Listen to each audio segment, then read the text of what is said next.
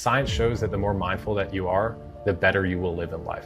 Majority of us don't even breathe properly. We breathe through our mouth. We have short, choppy breaths, which unfortunately keeps us in this fight or flight mode. If I were to tell you, hey, react when you get scared, you go like this. Yeah. Did you see how my chest rose and did you see how I breathe through my mouth? Yeah. Without going too deep into the rabbit hole already, that is activating your sympathetic nervous system, which is your fight or flight mode. Very seldom do we actually take notice of our thoughts. Very seldom do we take the time to be coherent and think about what we're thinking about. Try and turn off your brain. See how long it takes you to think of something. We don't have to use cannabis. We don't have to use alcohol. We don't have to use psychedelics. We can use our breath and we can take ownership and control using the gift that we have already, that we were born with, which is our breath. Welcome to the Sock Door Podcast, where life is messy, but we always find meaning in it. Every week, we pull out the stories, the lessons, and the hidden gems. And then we ask the big question, keep it or kick it? If you're ready for real talk, brave steps forward. I'm your host, Lisa Begley, and you're listening to the Sock Door Podcast. Let's jump right in. We're here. Thank goodness. Oh my gosh. Our guest today, you guys, welcome to the Sock Door Podcast. Our guest today, this is our episode with Alex Vigilante. Alex, founder of Vigilante Rising, men's coach, leader of Charlotte Men's Club. Listen, I want to ask you a question, audience. If you stripped away your job title, your success, your schedule, and ask yourself, who would you really be underneath all of that? Today's episode might just help you start to answer that question. I'm joined by my friend, Alex Vigilante, a man who's redefining what strength and self-mastery looks like in the world and rarely slows down to experience it. Alex is a men's mindset coach, breathwork facilitator, men's group leader, focusing on helping men rediscover themselves and transform into their fullest realization of self.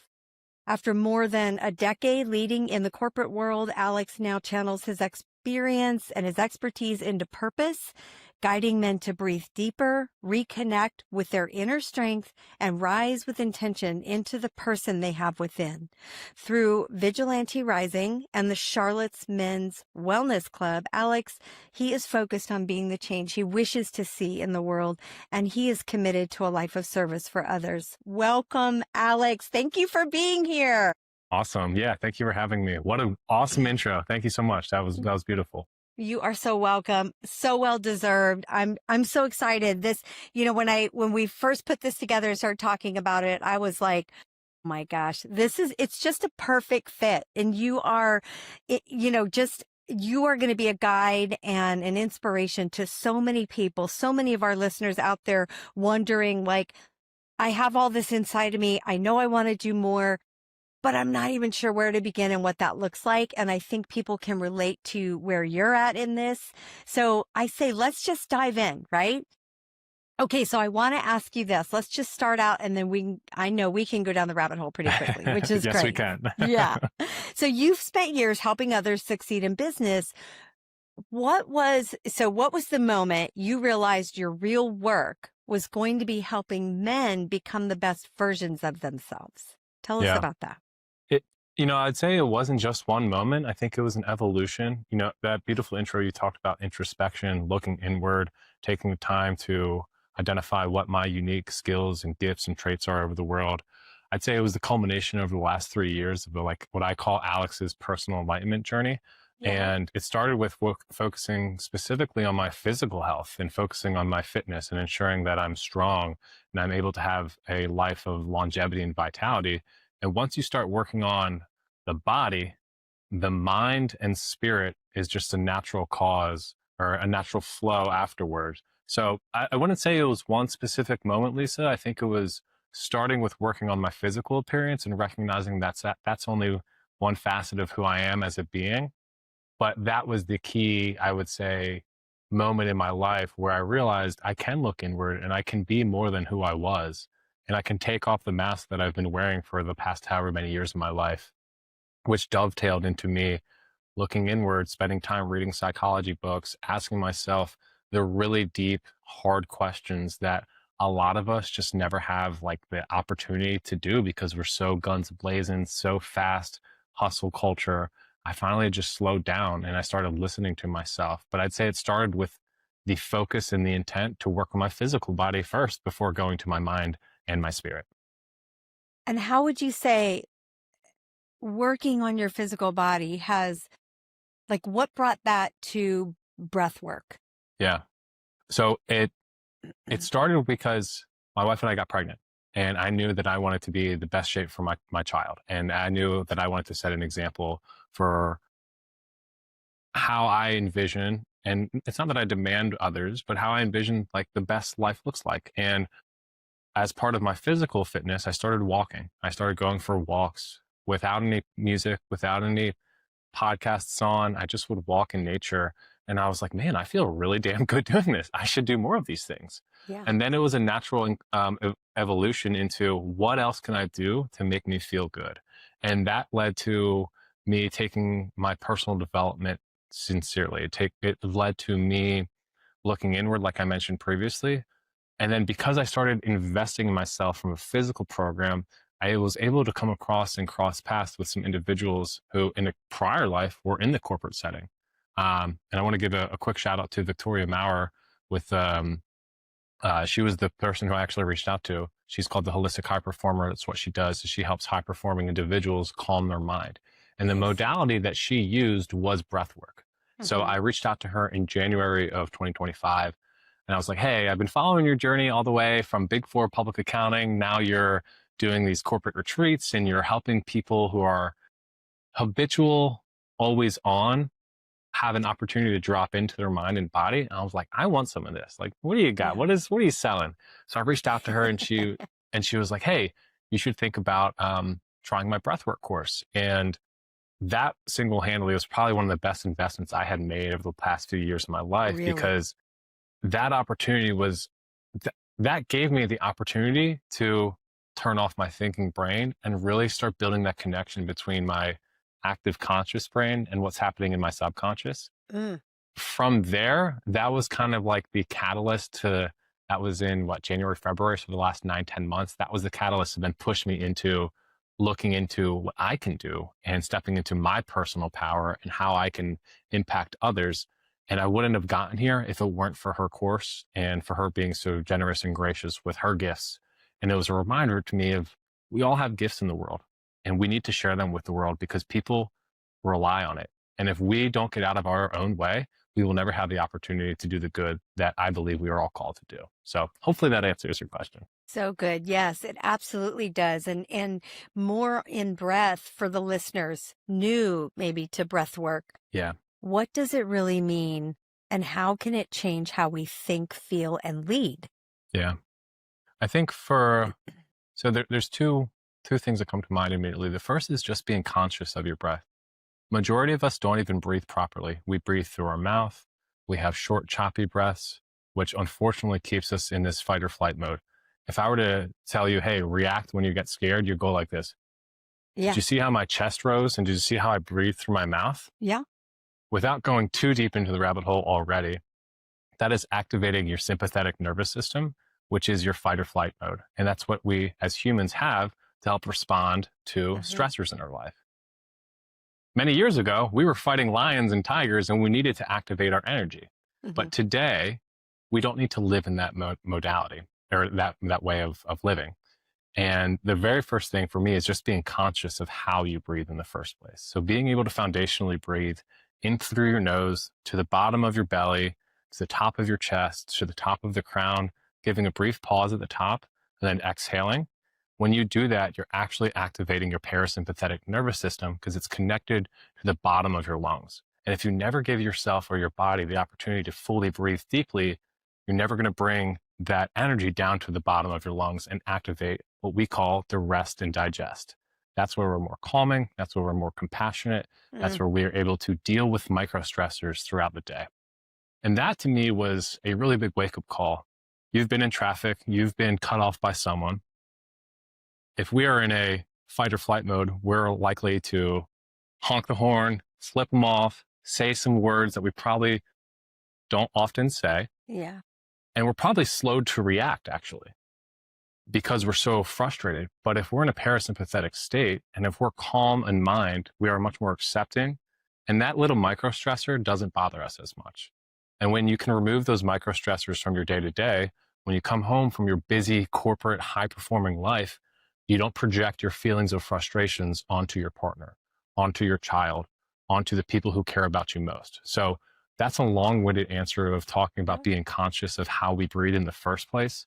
There are calming breathwork modalities like turtle breath, like full fill, like box breathing, which is what the Navy SEALs use when they're under fire. There's also activating techniques that can charge you up, that can give you inspiration, that can give you energy. And then there's different freedom techniques as well, like dynamic breath work, which deoxygenates your prefrontal cortex and puts you in somewhat of an out of body experience where you can actually unlock your subconscious thoughts. And then finally, there's what I'm learning right now, which is called sonic neural breath work. I'll pause here in a second, but last Friday, I actually did my first sonic neural breathwork session. Yeah. And I had an out of body experience, Lisa. Oh my gosh. Tell me more. It was incredible. So it's about a 2.5 hour commitment.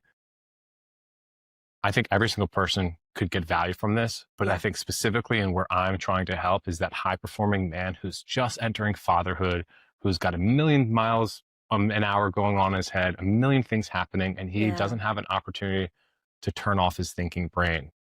It can release trauma because we store trauma through our bodies in our fascia. If you ever have that tight feeling, that is trauma that you store over the years. And there's different types of trauma. There's generational trauma. There's all sorts of trauma that we all experience. And as men, we don't always have the opportunity to release that. So what happens is we ball it up, we get tight and never have a chance to find peace. So anyway, my point being is I had experienced my first one Friday night and it was insane. So it started with a little bit of movement, just feeling free, building that connection between your mind and your body. We did a few foundational breathings just to ensure that our lungs and our body are ready to go into this modality. We did a few sets of dynamic breaths, which if you're familiar with Wim Hof, is a series of hyperventilated breathing and then a breath hold to actually increase your lung capacity, help release inflammation.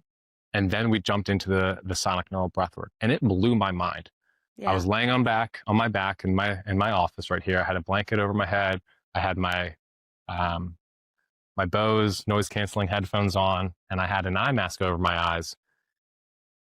And what you do is you forcibly inhale and exhale through your mouth like this. And within minutes, I felt an electrifying energy come over my body. I started to hallucinate and see beautiful visuals, like the most beautiful aurora borealis I've ever seen in my brain. Amazing. That's and amazing. I can talk about this for hours and hours, but maybe that's just a sneak peek for the listener. Yeah, it was your passion. So beautiful. Yes. And I wanted to ask you, is there something like, think about our listeners, right? Think about the listener and then you and I right here. Is there some type of, can you take us through a quick, because you have so much more going on. I want to jump on more, but I love this breath work thing. So is there some type of breathing that you could just teach that would be simple? They could do it driving home. They could do it in just a few seconds before they get out of bed in the morning, whatever it is, right? Totally. Yeah. Would you do that with us? I'd be happy to. Yeah. Awesome. If you want to join me, if you feel so called, what I'd ask you to do is just sit up straight in your chair, ensure that your spine is erect, but not overly, strengthened, but just straight up. And what I want you to think about, if you feel so called, is put a hand on your chest and put a hand on your stomach. Now, when you breathe, I want you to feel your belly push outward as you breathe in. So you want to breathe in through your nose, belly, chest, visualize it to the top of your head, pause, and exhale. Awesome. We're going to do a few rounds of this, Lisa, because I want you to feel the experience. In, belly, chest, head, pause, exhale. Do one more breath. Inhale through your nose, belly, chest, head, pause, exhale. We're going to do one more. And when you exhale, I want you to hum if you feel so called. Okay. So inhale through the nose, belly, chest, head, pause, exhale with a hum.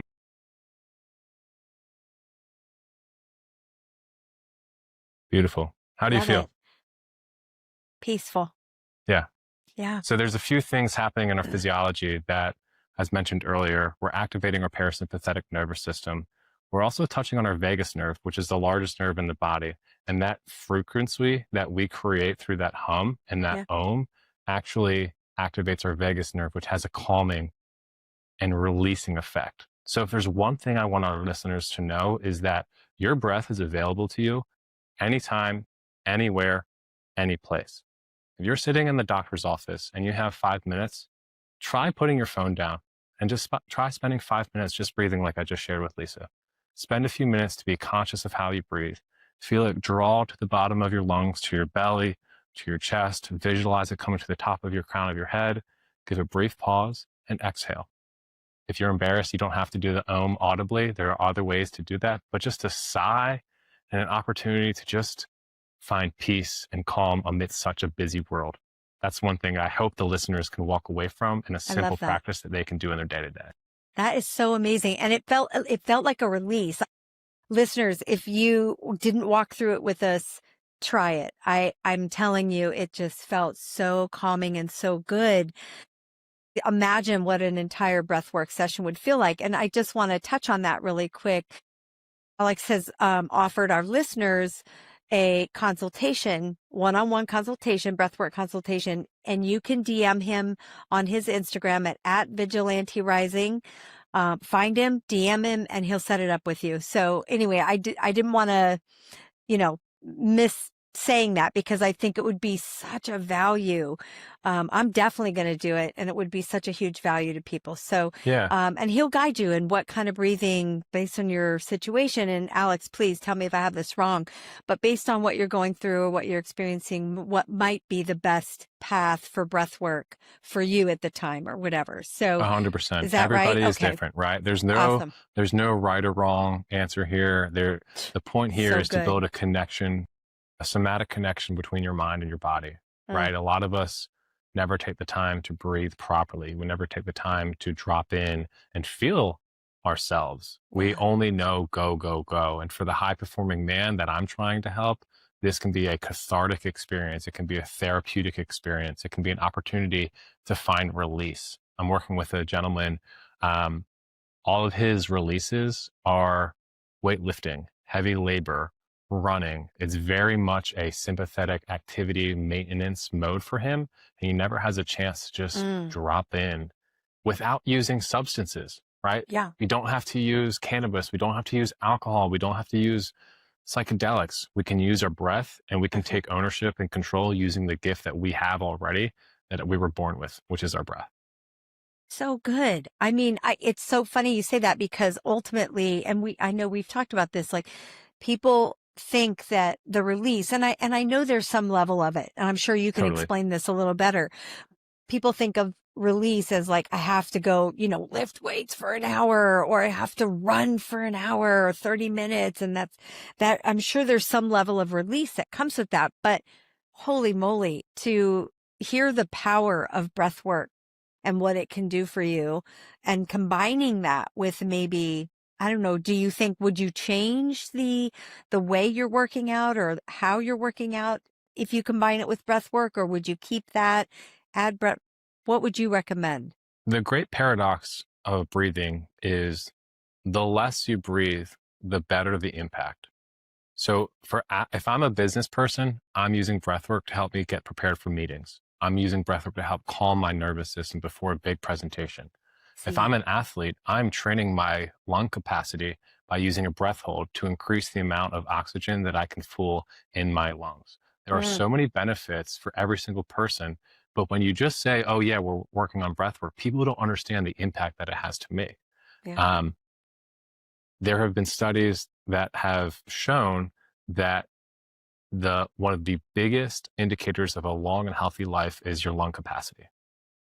You can train yourself naturally just by using your breath to increase your lung capacity. So for instance, the next time you're walking, walk normally. It's called the Buteyko breath hold method. Mm-hmm. As you're walking, now obviously make sure you're hydrated, make sure you're in a place that is okay and you're of able mind and body to do this.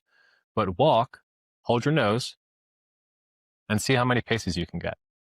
You're Like, not trying to push it. You're like trying to literally hold your see, nose. literally hold your nose if you're willing to look a little bit goofy.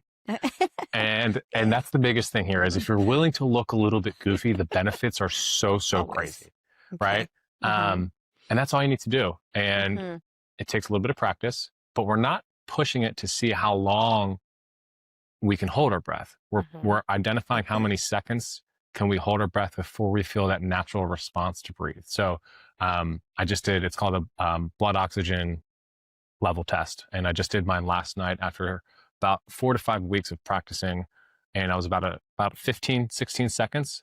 Last night I got up to 21 seconds. And that's just from holding my breath naturally throughout the day and practicing a variety of different techniques. But it can benefit literally anybody, the athlete, the high performer, the business person, the parent who needs to be in a calm state. There are so many different applications. We probably can't cover them all today. Yeah. But the listeners, if you are listening, and if you feel so inclined and I would like to understand a little bit more, feel free to hit me up. I think the last thing I'd say on this topic is because I have 10 years in corporate America, because I've been in a presentation or in a setting where I'm presenting to a C-suite for a Fortune 500 organization, but then I'm also tapping into this, like what I call the wavy side of Alex and the spirituality side. I feel like I have a really good ability to communicate to both ends. I'm not walking around in linens and, mysticality and type of stuff. Yeah. But I also recognize that what traditional ways of healing that a lot of corporate American men are using aren't working anymore. And I'm trying to bridge that gap and meet them in the middle. I love that. That is so powerful. Now, let me ask you this. How did breathwork personally help you, like, how do I want to say this? How did breathwork personally help you navigate uncertainty or fear while building Vigilante Rising? Yeah.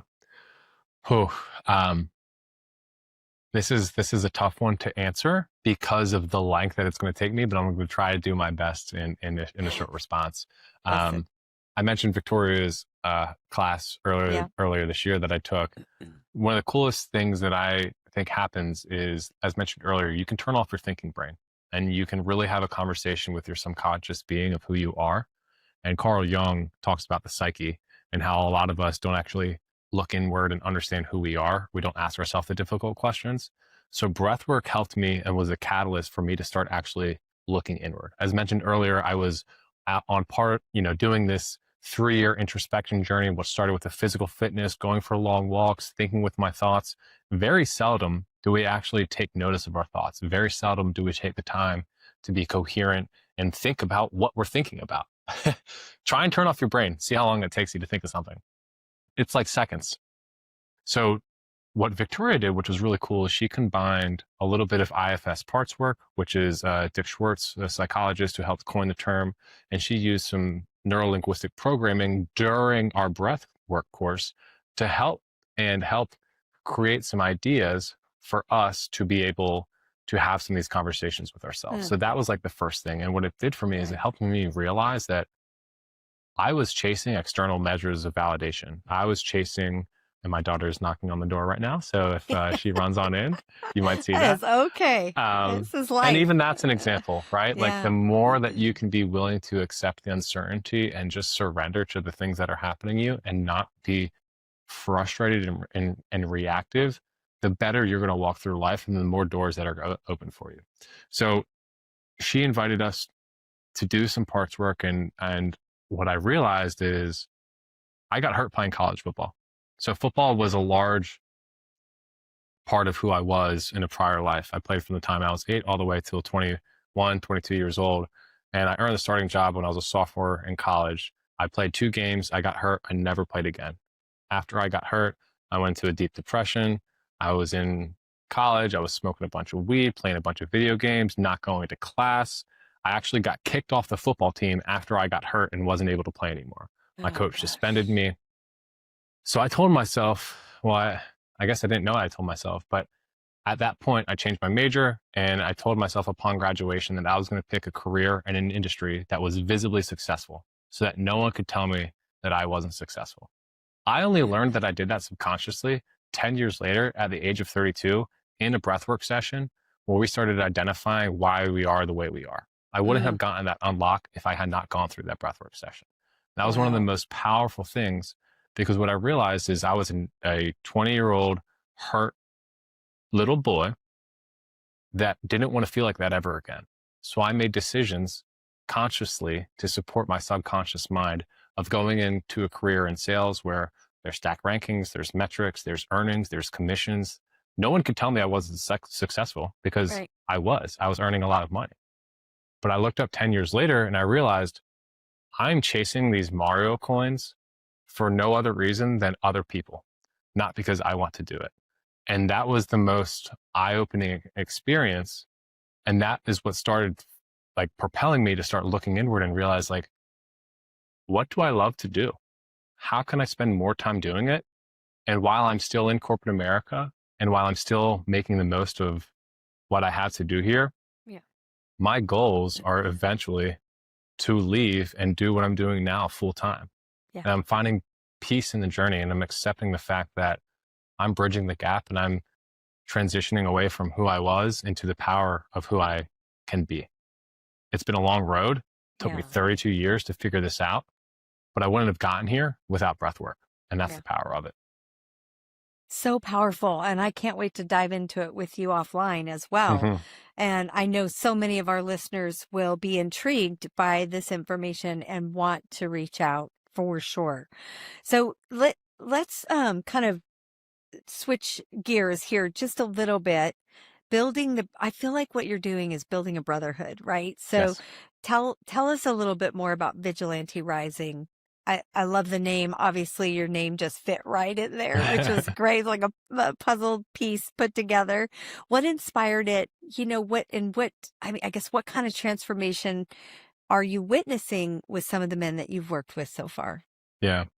So at its core, Vigilante Rising is about helping others, right? Like I think um, my ideal person who I aspire to help and support is me, right? Like is my former self, is the high performing man that is doing what he thinks he should be doing. He went to school, he got his degree, he got a high paying job, he's visibly successful, but internally he's struggling. He's really he's struggling to figure out his purpose in life. So at its core, Vigilante Rising is about being of service to others. And the way I look at it, I'm 32 years old. Hopefully, I'm going to live another 50 to 60 years. My goal is to impact as many men as I can over the next 50 to 60 years and to help Beautiful. my former self. Because what I realized is like, I'm finally stepping to my full realization of self. And that's a really beautiful moment. It's a really awesome experience to know that hey, what I'm doing matters and the people that I'm helping really get value from this. There's different offshoots of that. Eventually, I'd like to be able to host retreats where men can have a weekend away and be able to build connection and brotherhood and talk about the things that they don't talk about, share their feelings, talk about their frustrations in life. I'd Yeah. like to do one-on-one coaching, group coaching. And then I'm also running the Charlotte Men's Wellness Club, and I have my next event happening Thursday night. But I had my first event in September, and I had 8 men show up through all Amazing. works of life, and it was a really powerful moment for me because I was really nervous, as you can imagine. I Yeah. invited people to this. We did a breathwork flow. We did some men's embodiment practices and some movements where you're looking a little weird and you're doing some things that you're not comfortable with. Yeah. But the response blew me away. Over Oh, that, love there were that. 8 men there. 4 of them said, I was looking for something like this. I Mm, needed an opportunity to be myself, to be unfiltered with no facade. I don't have to be dad. I don't have to be husband. I don't have to be worker. I can just be me. Men don't have that space. So I am so honored. And I think this is where the spirituality comes in, where I think this is my gift that I'm giving to the world is being able to hold space and hold a container for men so that they can work on themselves without judgment, without fear, without inhibition of what people will think of them. yeah. And the response has been absolutely beautiful. That is so amazing. What do you think? This is an interesting thought because, men do struggle so much. What do you think so many men struggle, or not why do you think so many men struggle to open up? Like is it social? Is it, years of how they were raised? Like what types of things impact that? Yeah. I think it's a few things. I think it's societal expectations, right? Like the hustle culture, the grind culture of the last 10, 15 years. And also, if you look at the greatest experiment of capitalism in the entire world is the United States of America. It's built off the backs of folks that hustled and grinded and pushed and made more and did this. And you look at that post World War II definition of what it means to be a man. You go to work, you put food on the table, your wife does the dishes, you watch TV, you go to bed, you repeat. And unfortunately, we've co opted a lot of what that means to be masculine is to be a performer, to be on, to be strong by way of strength and physical appearance, not Yeah. by way of being compassionate and caring and loving. And I think a lot of men struggle because they have that side of themselves and they never tap into it. And if they don't have that side of themselves, I think they are running from past trauma that they'd experienced earlier in their life as a child. That is, again, subconsciously propelling them to make choices that reinforce what we've just talked about. So Yeah. to me, I don't think, and this is the great paradox of less is more. When you're in a flow state, it doesn't feel like work. When you're in a flow state, it doesn't feel like you're Right. grinding. Right. But a lot of us don't know what we're passionate about. And a lot of us don't know how to even get into the flow state and identify, like, again, it goes back to what we talked about previously. What do I love to do and how can I spend more time doing it? So I think it's society. I think it's what we consume. If you think about the media that we consume and you think about the folks like, I hate to call names out, but like the Andrew Tates of the world that say you need to be solitude. No one's coming to save you. You can't ask for help. Asking for help is a weak thing to do. Sign of weak. Yeah. Yeah, like Hmm. asking for help is a strong thing to do, Yeah. right? So I think it's society. I think it's Yeah. what we consume, and honestly, I just think that we've lost our way along the years in pursuit of such excellence and materialism and the things that we've lost touch about what it actually means, not only to be a man, but just to be a human being in general. Yeah. Alex, that's beautiful. You have really tapped into something that I think is so needed in the world today. You know, and listen, breathwork is good for women too. I want to Yes. make sure we say this.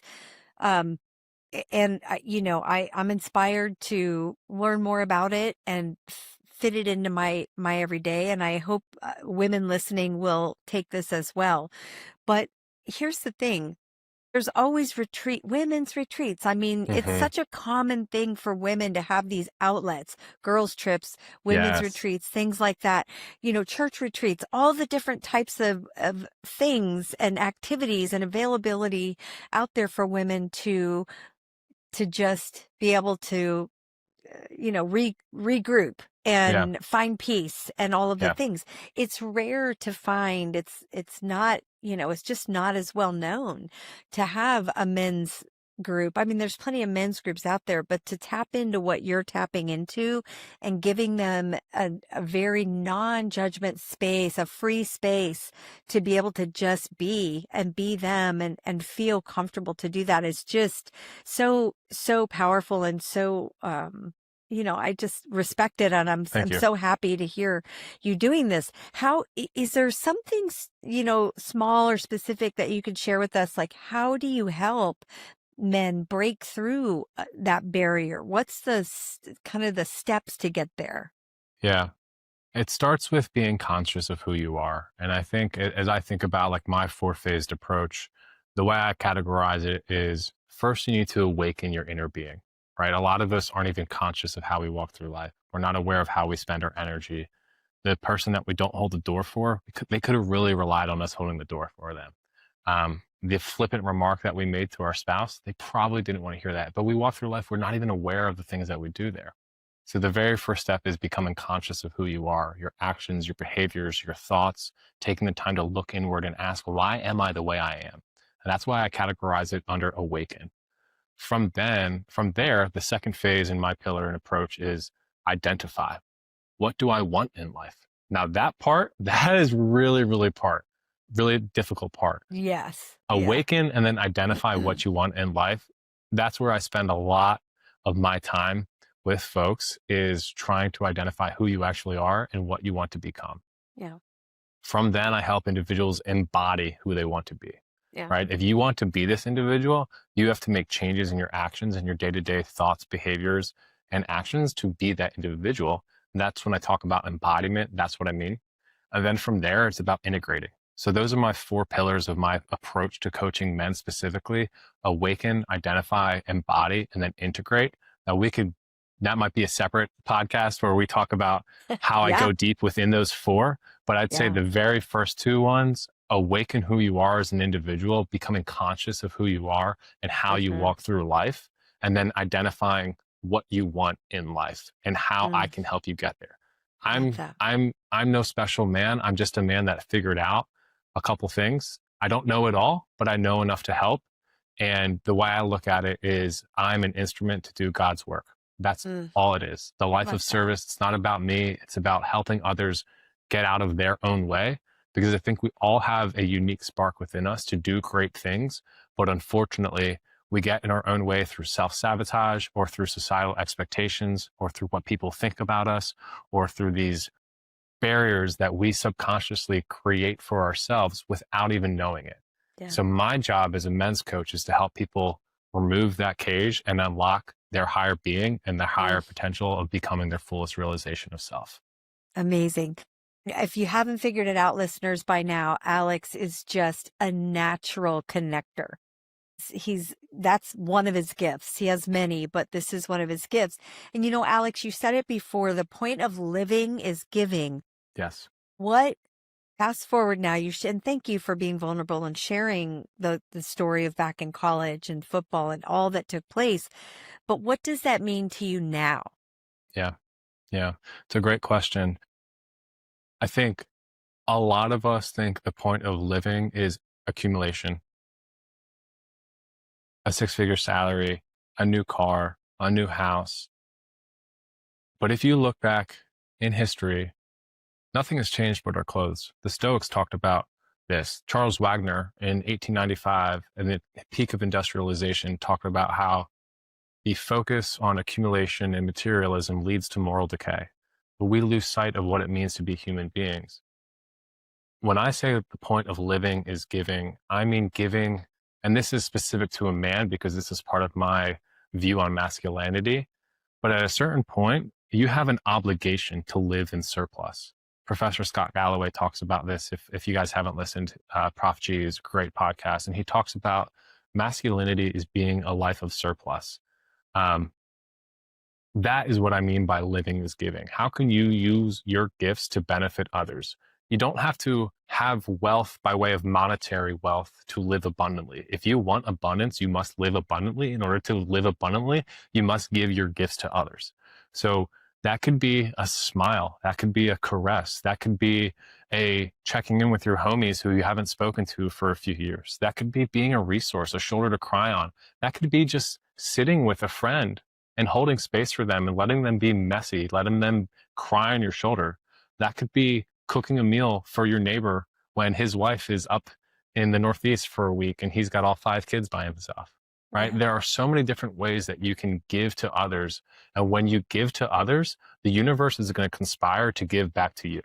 And I think Yeah. people get this wrong where they look inward and they think selfishly about how me, I want this, I want that. Yeah. But when you shift your mindset and you realize that the more you can help others, the better the world will help you, it's a really big light bulb moment. So there's no one specific thing that living is giving means, but it's more about how can I take my gifts and share them with the world, even if it's so simple as letting someone go in front of me in traffic, even if it's so simple as helping someone take their groceries to the car, even if it's so simple as giving someone a compliment and saying, hey, I like your hair, right? Imagine how much a better place the world would be if we had more people operating like that. I Yeah. think it would be beautiful. And call me naive, but that's what I'm trying to build. And that's I what I'm will trying to not. do and make an impact into humanity. Love it. We need so many more people out there like you, Alex, doing these things and recommending and promoting and motivating people to be better and do better and treat each other with kindness. For someone who's listening, who's ready to change, but doesn't really know where to begin, Yeah. what's one first step you could suggest to them?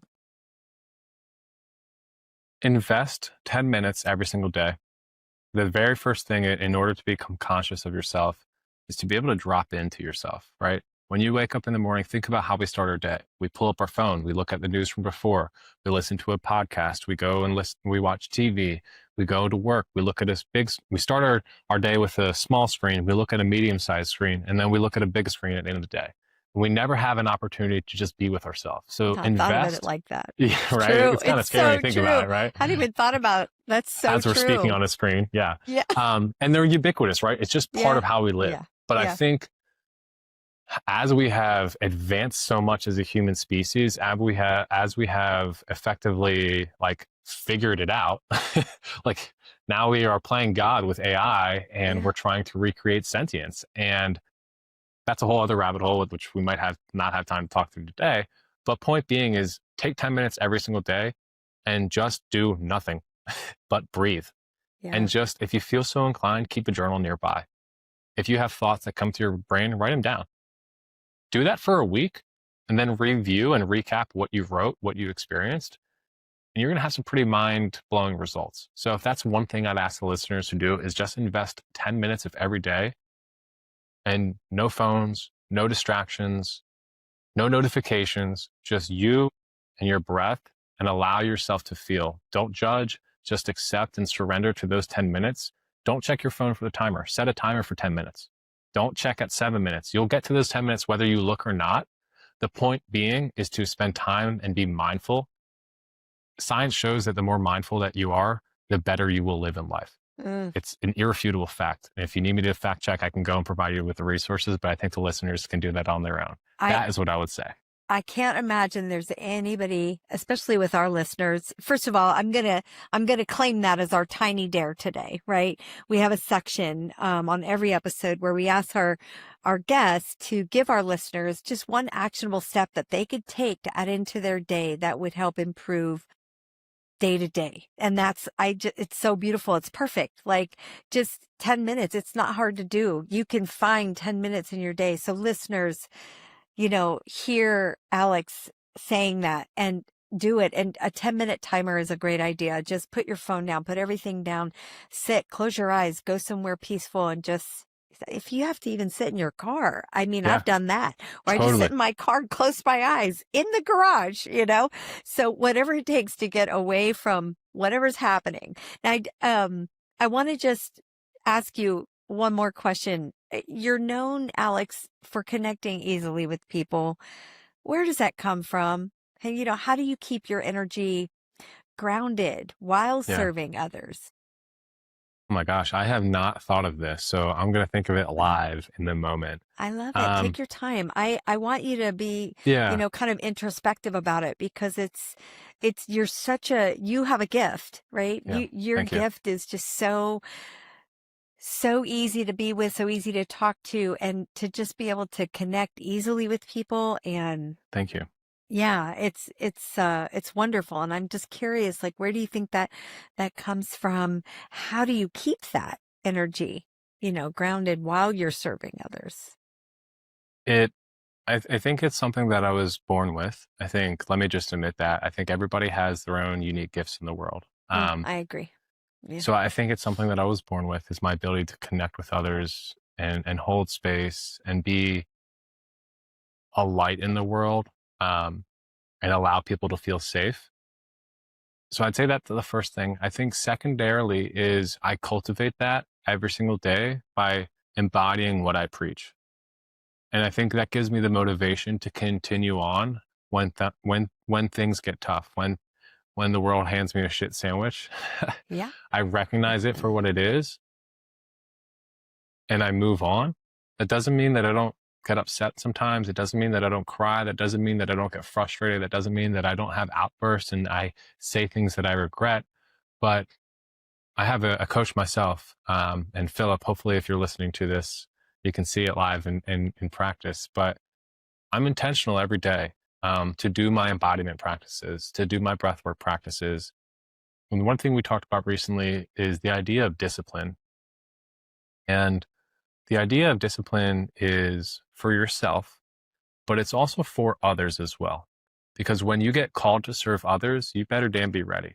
And if you're not Mhm. disciplined in your own practices, in your own walk through life, when you get called to serve others, you won't have the opportunity to be as impactful as you want to be.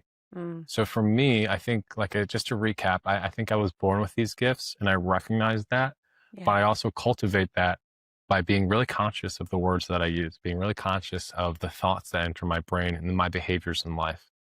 I think it's important to be kind. I think it's important to be compassionate. I think it's important to use your strength to lift others up versus pushing them down. I think it really matters how you walk through life. And I think it's the mathematic design of the universe that the more good that you do, the more good that will come back. Like sincerely believe Yeah. that to the bone of my being, and I see it happen. Right. Yeah. The more and more I live like this, the more and more good things happen to me in response. The fact of the matter is, we haven't talked in years, Lisa. I For those know. listening, my best friend my best friend's mom is best friends with Lisa, and Yeah. I have known her Love from them. the time, gosh, I was young child. Yeah. I wouldn't have gotten here. We wouldn't be speaking on this call right now if I had not decided to do those things 3 years ago. And it just became this natural evolution for us to get here. So I think Yeah. it matters like what you do and how you walk through life. Yeah. And life's going to push you down. Contrary to popular belief, there's a lot of really good people out there. There's a lot Yeah. of really good people that want to do good in the world and help others. And For I'm just sure. really proud to say that I'm one of them. So hopefully Yeah. that answers your question, but that's what comes to mind. That absolutely answers my question. You are just a light for sure. And you have this power of presence about you, which I love. And just while we're on that subject, just shout Yeah. out to the Dunmoyers. That's Yay! right. Brett, So, what's up, yeah. buddy? What's up, Brett? I love you. Yeah, I couldn't do this life without them, and I know, having a Dunmoyer for a BFF is key. So, Yes, big time. thank you for that. I want to transition. Yeah, Okay. So we've been in the deep, for a little bit and deep in the headspace and all of it. So let's just have a little fun right now. for sure. Okay. Yeah, I So love it. I love to do this thing. We call it the drawer dash. All right. Okay. Sock drawer. It's a 60-second sort of lightning round, fast and fun, sometimes Fun. surprising truths. Think Let of me it get ready as, for it. Yeah. yeah, right. Are you ready? Think of it I'm as a ready. little breath work for your sense of humor. All right. Okay. So I'm just going to spit them at you and you spit it back. And if it's a longer answer, that's okay too. It doesn't Okay. have to stay under a minute. Okay. 60 Awesome. seconds. Timer's on. True Awesome. or false, breath work has ever made you laugh out loud? True. Okay. Coffee, tea, or a cold plunge? Coffee right now, starting the cold plunges soon. I love it. One thing you've learned about yourself this year? I have an entire other side of myself that I have been ignoring that I'm so happy that I'm finally stepping into. And I'm so happy to let that shine into the world. I love it. Early bird or night owl? Early bird 100 times. It's natural to start your morning. The birds wake up, the bugs move, the trees start rustling. It is a natural being to wake up with the sun. So I am 100% an early bird. That's amazing. I never thought of it like that, but I love it. What is one thing men often get wrong about slowing down? Mm, mm, mm. No one else can help you slow down but yourself. It's all on you. You got to look inward. You can ask for help, but you have to be the one to start. You have to be the one to take your foot off the gas and put your Okay. foot on the brake. I love it. True. And that's probably true for a lot of things. True or false, your best ideas come while driving or journaling? Oh, true. Big time. Big time true. Okay. I would How so? say, yeah. So journaling, and it's funny because I have my journal right here. Journaling has been a massive unlock because Yeah. as you write, because it's a tactile thing, you're actually pulling out thoughts from your subconscious in your brain that you can't like think of if you just like think or talk through them. And I feel oftentimes when I'm writing, I'm able to communicate via pen a thought process that I can't put into words. Okay. So if I I were love to that. pull out, gosh, hopefully this isn't going to bore the listeners, but if I No. think about Vigilante Rising on a page, that's Vigilante Rising. And that was Okay. the result of a journal session where it talks about Love it. movement, nutrition, spirituality, self-knowledge, fasting, breath work, regulating your nervous system, energy flow, response, personal knowledge, meaning, self-doubt, fulfillment, existentialism. This is like kind of like a little bit of a psychotic manic state where all of a sudden I look up and I was like, phew, what was that? That was a result of journaling. So sorry for going off on a tangent there, but that's good. yeah, totally. Yeah. And also driving in silence, I think is beautiful too, because you're forced to, again, live with your thoughts. So true. Driving and journaling. Yes. Okay. I love that. No, that's amazing. Okay. This is going to be fun. If Vigilante Rising had a soundtrack, what song would play first?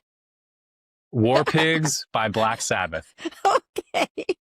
Okay. That's I wish the I had first that thing on that came to my intuition. First thing that came to my gut, War Pigs by Black Sabbath. Okay. I wish I had that on track right now, but I'm going to listen to it when we hang Yes. up. All right. One word that describes your next chapter.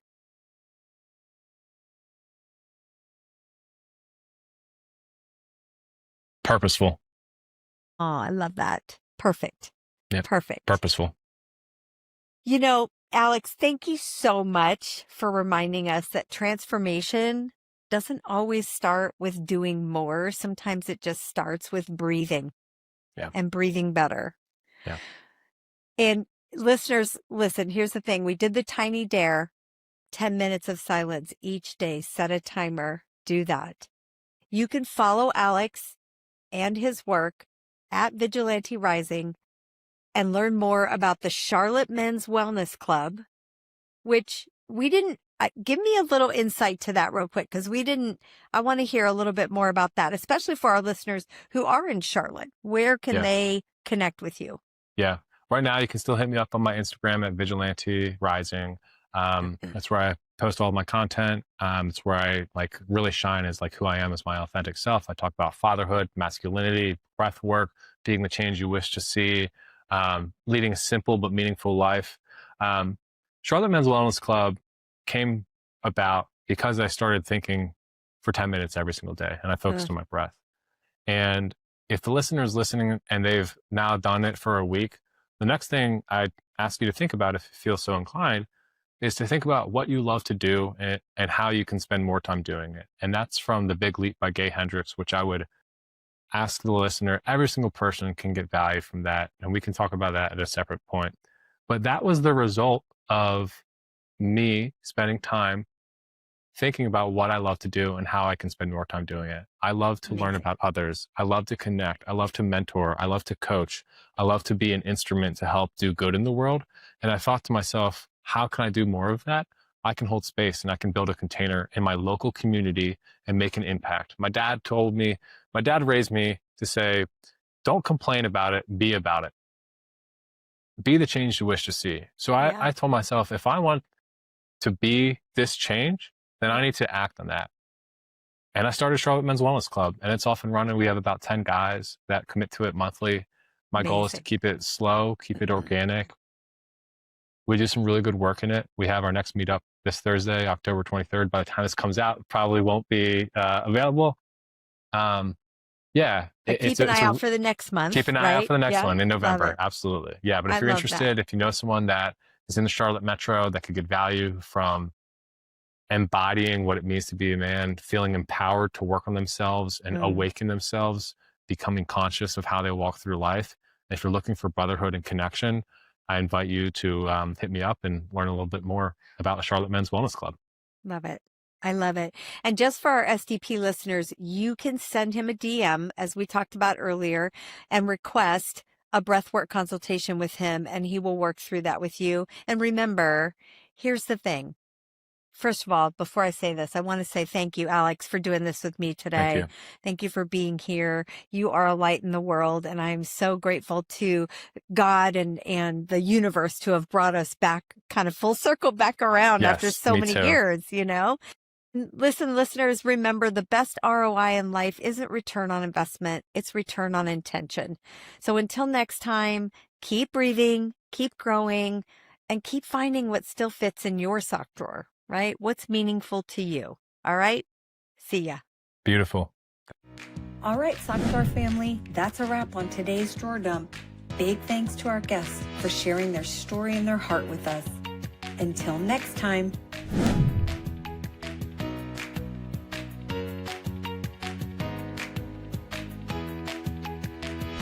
Don't forget, life's too short for mismatched socks. Retire the ones with holes, inspire the ones that still shine.